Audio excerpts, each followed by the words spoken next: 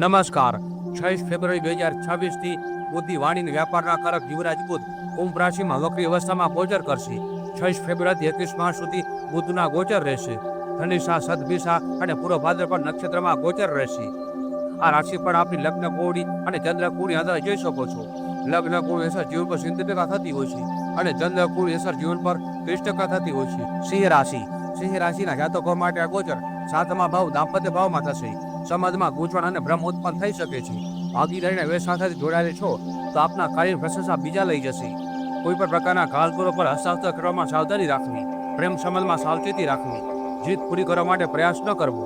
વક્રી બુધની 7મી દ્રષ્ટિ આપના લગ્ન અર્થાત પહેલા ભાવ પર પડશે, જેને લીધે નિર્ણય લેવામાં ગૂંચવણ ઊભી થઈ શકે છે, જેને કારણે આપના લક્ષ્યથી ભટકી શકો છો, સલાહ લઈ શકો છો। માનસિક તણાવ અને માથામાં લોકો પરેશાન કરી શકે છે। ઉપાય માટે બુધવારે કાંસાના પાત્રમાં દેશી ઘીનું દાન કરવું। કન્યા રાશિના જાતકો માટે આ ગોચર 6ઠા ભાવ રોગ, શત્રુ અને ઋણ ભાવમાં થશે। આપના કાર્યક્ષેત્રમાં છુપાયેલ વિરોધોથી સાવધાન રહેવું, જે આપની છબીને ખરાબ કરવાની કોશિશ કરશે। સ્વાસ્થ્યનું ખાસ ધ્યાન રાખવું। વ્યાપારમાં રોકાયેલ પૈસા મળવાના યોગ બનશે, પરંતુ પૈસા ઉધાર આપવા કે ઉધાર લેવા માટે આ સમય યોગ્ય નથી। જીવનસાથી ભૂલને બતાવવાથી સંબંધ બગડી શકે છે, એમની ભૂલને સુધારવાની કોશિશ કરવી।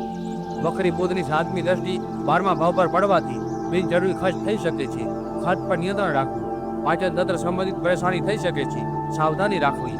ઉપાય માટે ગાયને બુધવારે લીલું ઘાસ ખવડાવવું।